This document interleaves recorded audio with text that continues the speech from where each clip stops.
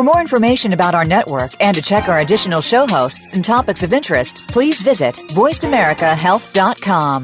The Voice America Talk Radio Network is the worldwide leader in live Internet talk radio. Visit voiceamerica.com. The views and ideas expressed on the following program are strictly those of the host or guests and do not necessarily reflect the views and ideas held by the Voice America Talk Radio Network, its staff, and management.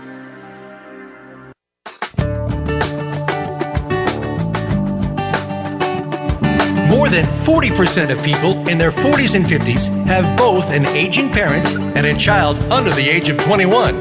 Caring for people in multiple generations demands time, love, attention, and more. Welcome to Caught Between Generations with your host, Dr. Merle Griff. Our program will bring you the information you need as a family caregiver for everyone for whom you care, with guest experts and resources to help you keep sane and organized. Now, here is Dr. Merle Griff. Welcome to Caught Between Generations. I'm so glad you decided to join us again today. So for me, this time of year is really the time of return. It much more the start of a new year, actually, than January is for many, I think, of us. So our children are returning to school. Some of us are returning to work after a summer vacation. In summer, I just think things seem to go a little bit more slowly. Clubs, organizations, even factories either slow down or they completely take a break. And that's why I think September for me is a time of beginning anew. It's a time of promises to ourselves. So this year the children and I will be more organized. I will be more organized. No more screaming and frantically looking for papers and permission slips in the morning. My home office or my office will be organized, and I will have control of my email, and my closets will be prepared for the change of season. So Barbara Reish joins us during the first part of our show. She's the founder of Resourceful Consultants, a firm specializing in the organization of people, their lives, and physical spaces. During the second half of our show, Julie Hall will join us. Julie is a nationally recognized personal property expert. She will advise us on the distribution and dissolution of personal property, the valuation of items. I feel like we're in our little own Antiques Roadshow, and how to minimize family feuds and clear out the family home. But let's start cleaning up our own mess with the help of Barbara Reish. Barbara has appeared on many, many shows, including The Today Show and Good Morning America. She has been featured in the New York Times and O Magazine and so many others. Welcome to Caught Between Generations, Barbara. Thank you so much. I'm so glad that you're here. So, Barbara, I'm here. I'm facing all this mess. I mean, I don't even know where to begin. It is so overwhelming. I mean, where do I begin? What I tell people to do when they feel overwhelmed and paralyzed, as you're describing, is to, first of all, make an appointment with yourself as if you were working with a professional and treat that time as sacred. So you're not going to really accomplish anything if you have 10 minutes. But if you set aside an hour or even 2 hours, you can make real strides. And the important thing is to just start. And some people need a friend to come over and be there to get them started. But most of the time what I find is once you get started, you can't stop. So are there some general rules about organizing that you could apply to any room or any area? It really wouldn't matter what it was. Oh, absolutely. So one of my big rules, I call it one of my 10 commandments, is you want to group like things together. So it doesn't matter if you're talking about the black sweaters or your jeans or crayons or markers or duct tape or light bulbs or batteries. You want all the like things to be together because that's the only way you know how much of something you have and whether or not you need more.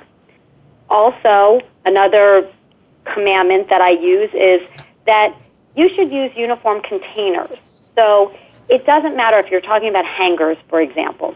It doesn't matter if you have wood hangers, plastic hangers, or metal hangers, as long as all the hangers are the same. And what that does for you is that eliminates the visual noise in your closet. So when you go in a clothing store, you never notice the hangers. They're invisible. You only notice the clothing. And it's because all the hangers are the same. And the same thing holds true if you're using bins in your pantry, if you're using bins in the playroom. They should all be the same. It's less important what you buy than that they're all the same. And you also, another rule is to store things where you use them. So many times people will apply sunblock as they're walking out of the house. And if that's the case, it doesn't really make a lot of sense to have it in the bathroom on the second floor. So those would be 3 rules that you could apply to any rule of the house. So one of your 10 commandments that I found interesting that I just would like you to explain is that freebies are not your friends. Why are they not my friends? Because what it is you're taking things that you don't need and that you wouldn't buy and that you have no place for just because they're free. And I'll go into people's homes and they'll have water bottles. And let's say they have 18 water bottles. 3 of them have the name of the bank on them and leak. 2 of them are from like the sports program down the street. And it just causes you to accumulate things that you don't need or that you shouldn't have. Yeah, well, my problem is not water bottles, it's tote bags. I can't even tell you how many tote bags I have. Yeah. Well, there was a time, and it was probably about 10 years ago, when that was the gift, the monogram tote bag. Or if you went on a corporate retreat, there would be a tote bag. So another thing that I do is I take all of the tote bags and I gather them and I put them in stacks by size and we eliminate most of them. Because you can only have so many tote bags. I know, but I keep having this feeling like maybe I'll need them for something. You know, I should keep them. But you're telling me I shouldn't. Right, but like what? I mean, if you're moving, you're going to need a lot more than tote bags. Well, you're right about that. You're right. I mean, there would never be a reason you would need 20 to 30 tote bags, which is what people have. Right. Yeah, I mean, you're right. That's a reasonable approach. You're right. I guess I should just sort through them and keep the tote bags of different sizes, so I might need them for different reasons. But, okay, so let's talk about school. We're going back to school, so let's talk about avoiding the morning torture. And you know what that is. You know, people are screaming and yelling and running all over the place and looking for things. So how do I get more organized, not only for the morning, but for the evening? So the thing that you can do to make your morning go smoothly is to prepare the night before. So what that means is that before anyone goes to sleep, the kids' backpacks are packed and by the front door. Your briefcase is packed, it's by the front door. If you can put out the makings of breakfast in advance, puts the Keurig thing in the Keurig coffee machine, or get the coffee maker set and ready to go.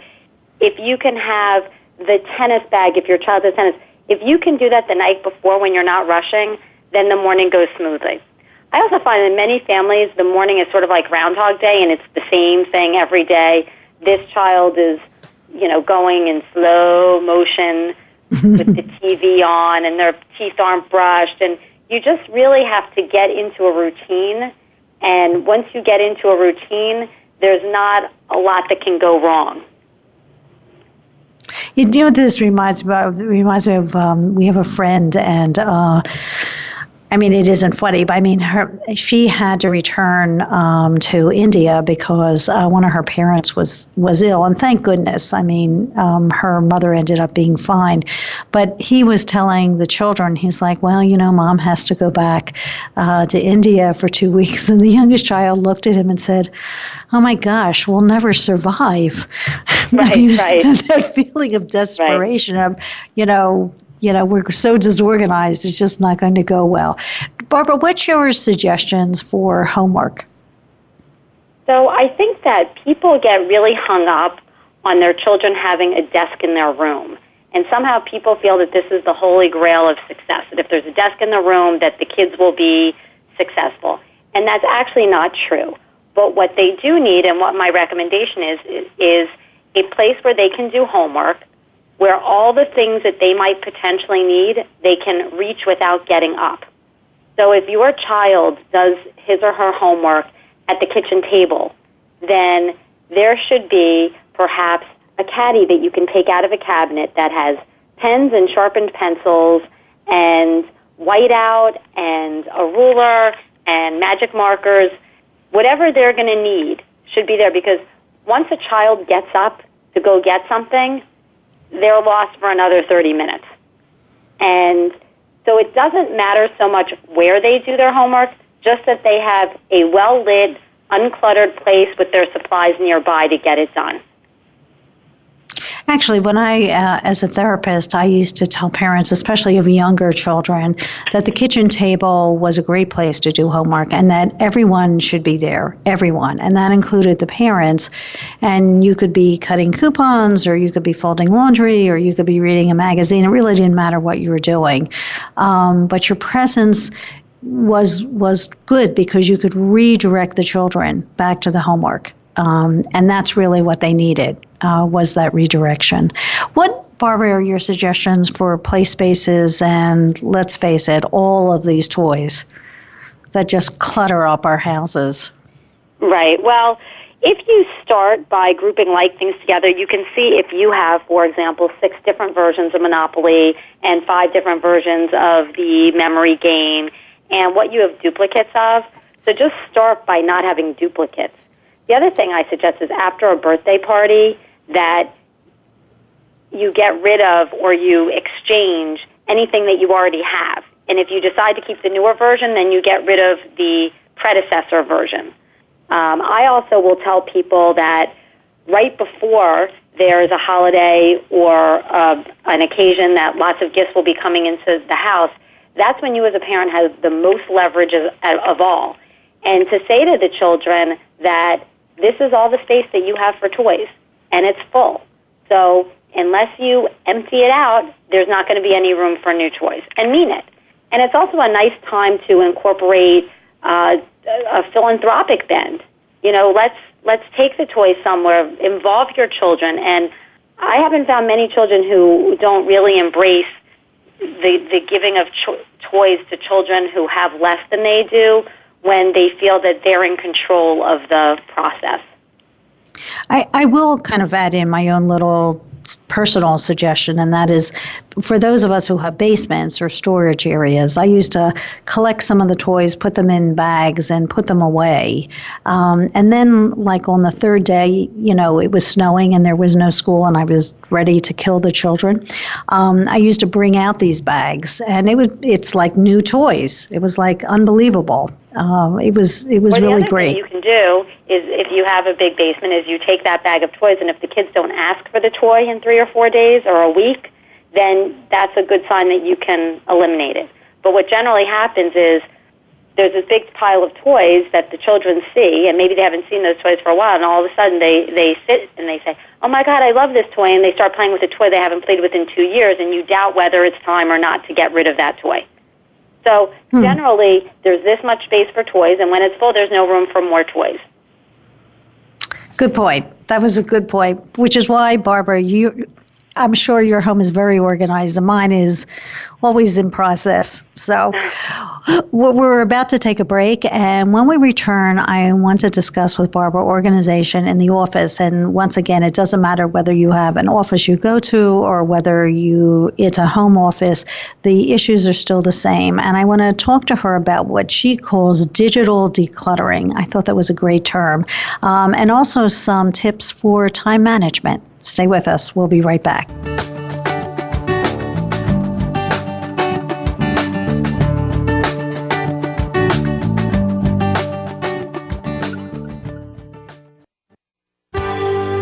Your life, your health, your network. You're listening to Voice America Health and Wellness.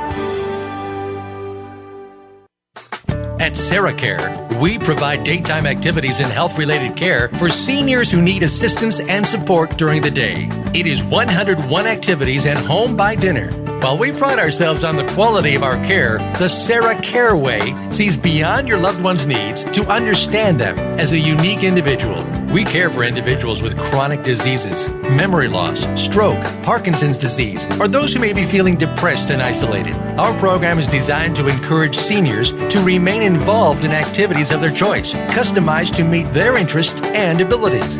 Our outings include lunch at favorite restaurants and trips to the movies, concerts, or shopping at a cost that is less than 5 hours of in-home care. Your family member can attend one of our centers all day and be cared for by professional nurses and activity assistants. Transportation and financial assistance is available. Call 1-800-472-5544 today to learn how SarahCare can help, or visit us on the web at sarahcare.com. That's SARAH care.com.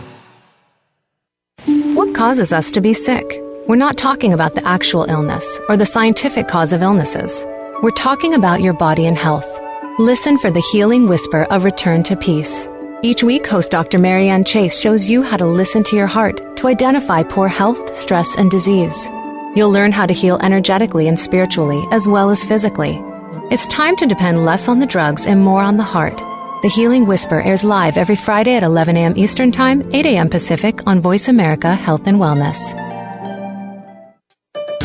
Your life, your health, your network. You're listening to Voice America Health and Wellness.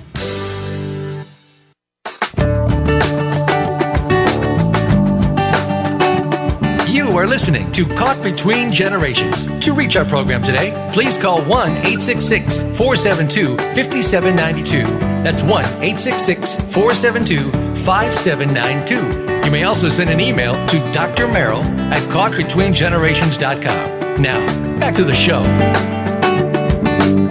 Welcome back to Caught Between Generations. This is Dr. Merle, and I'm here with Barbara Reish, who is the author of many books, but one of the ones that is my favorite is Secrets of an Organized Mom. And even if you're not a mom, if you're a dad, you will find this book extremely, extremely helpful. So in the first half, we were talking to Barbara about her 10 commandments for getting organized, and spent some time talking about children. And now we're going to talk about offices and what Barbara calls digital decluttering. So Barbara, what is digital decluttering? So the digital decluttering is when you turn on your computer and you have 17,000 emails, without exaggeration, and you are overcome with this feeling of hopelessness of, how will I ever catch up? And, similarly, you're looking for a file and you can't find it, and you're looking and looking and looking, and it's really because you don't have a functional digital filing system. So when I start working with a client on digital decluttering, what we start with is unsubscribing to emails that aren't needed, and getting people in the habit when they do order something online, unchecking the box that says you want to get further notifications. And that, to the extent that you can decrease the amount of traffic coming into your email, that's the first thing. There's another thing that is the bane of my existence, which is the reply to all. And anecdotally, I have a friend who, she has twin girls, they both play on a soccer team, and there'd be, who's bringing the snacks for the team meeting, and you'd get all of the responses, and finally she sent an email out saying, let's not reply to all. No one needs to know each person's individual situations. And one of the mothers replied to that, I really like knowing everybody's individual situations. So, but I would caution people to, really be very careful about replying to all, because it's a nuisance to people, and you don't want to clutter up their inboxes.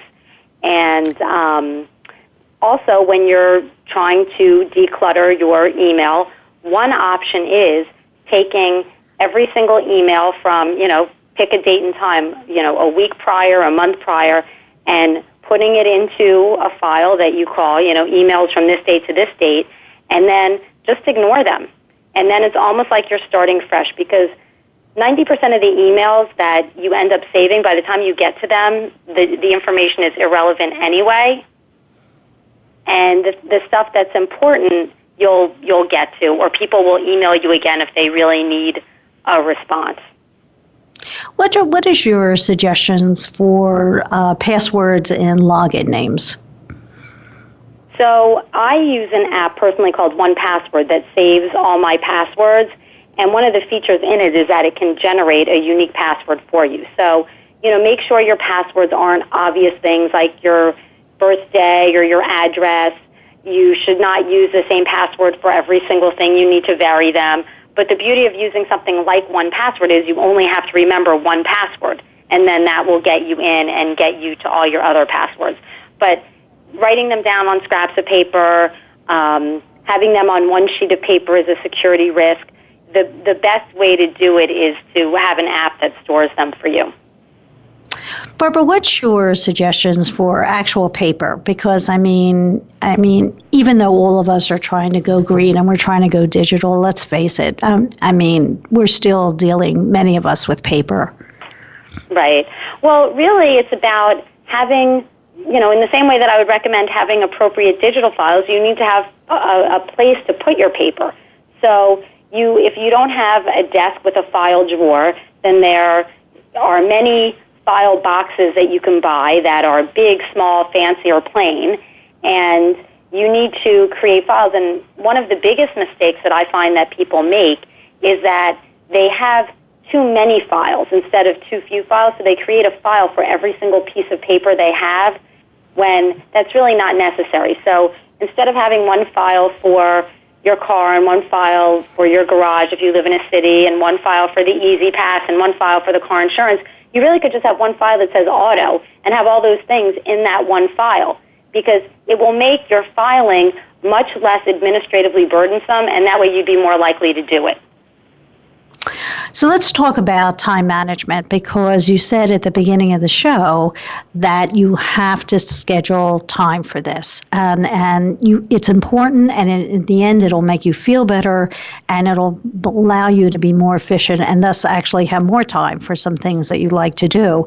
So, but how do you do it? I mean, it's really, really hard. It's difficult. It is really hard, and the best most important advice I can give is that people need to be proactive. So if you don't have a plan for your day with a list of the things that you want to accomplish, you're going to end up just reacting to what other people need to get done. And so, for example, you'll sit down and instead of getting the things that you want to get done that are meaningful or that are rewarding to you or the things that make you feel accomplished, you can just respond to emails all day. So the first thing is to have a plan. I suggest at the end of every day, you write down the things that you want to accomplish the next day. I encourage people to keep a to-do list, to make a to-do list at the end of every day. And it's really taking 5 minutes to organize yourself. The other advice I give is do not multitask. In our society, multitasking has become this badge of honor, doing however many things you can do at the same time. But the research shows very, very clearly that when you multitask, there's a degradation in your productivity and in the quality of your work, and it actually takes longer to do everything. I think that's why there's so much in the literature now on mindfulness, because, watered down, mindfulness has to do with being focused and really not doing 100 things at one time. So I think you're right. Then, Barbara, you have a section of your book about learning to say no. Can you talk about that a little bit? Well, that's also really key to time management. You don't want to end up doing things that aren't important to you, aren't going to bring you joy, and you're not necessarily obligated to do. So people tend to have a hard time saying no, but the most efficient and most productive people that in this world don't have a problem saying no. It's knowing what your priorities are. And what I encourage people to do, which is sort of freeing to them, is to say no, not why. So what catches people is that they don't know what reason to give. They don't know what excuse to give. And so that's where the paralysis comes in. But if you free yourself from having to say why, it's a lot easier to say no. And you can sort of practice by saying, oh, I'm sure that's going to be such a lovely occasion, I wish I could be there, but I can't. Or, I'm really sorry, I'm not available to do that. And don't say why. You're not obligated to say why. You know what, Barbara? I think that's actually brilliant, because The problem is what you refer to as the sticky situations. I mean, how many more dozens of cookies am I going to get asked to bake for my children's school? I mean, I'm committed to the school, but, or for a women's group or, whatever it is that's going on. I just can't seem to get out of it. Because you're right, I don't have a good excuse. I feel like I don't really have a good excuse, except I just don't have any more hours in my day to do what they're asking me to do. You just don't want to do it. When you look at women's happiness in particular over perhaps the last 30 years, women's happiness has decreased while men's happiness has stayed exactly the same. And there's many reasons why that is, but most of the action, like the cookie baking and the, signing up for the career fair, that's really falling on the women.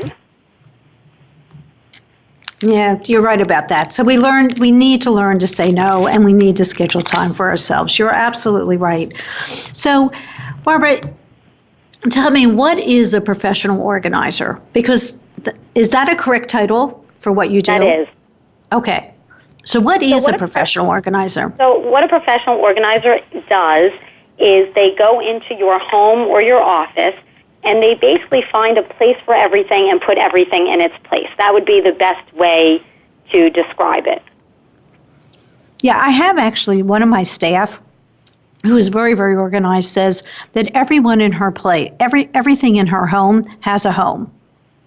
That's how she describes it. And so you would come in and help me or help someone organize it. So if I wanted to do that, how would I find a professional organizer? So there is the National Association of Professional Organizers, and that would be a way for you to find somebody in your area, or it's, really word of mouth. I mean, many people find me just online, I guess, by Googling professional organizer, and they find me that way. So you also want to make sure, though, and professional organizers, I mean, they range in price, from $20 to $40 an hour to, $300 to $400 an hour. So you want to find an organizer that is in your price range, but also an organizer who you're comfortable with his or her style of working. Barbara, this has been very, very helpful. I wish you could stay on. This has been extremely helpful. Could you give us your contact information, your website, your blog? Yeah, so if you wanted to reach me on the web, it's resourcefulconsultants.com. My Facebook is Barbara Reish, Resourceful Consultants. My email is b.reish@resourcefulconsultants.com. And the website that you gave us, the app that you gave us before for the passwords, can you repeat that for us one more time? Yes, that's called the number 1password. Great. Once again, Barbara, thank you so much. I highly recommend Secrets of an Organized Mom. It really talks about many, many aspects of your life and every area of your home, plus her 10 Commandments, which is just outstanding advice. Thank you so much for being with us today, Barbara. Oh, thank you for having me. It was great. Thanks. Thank you.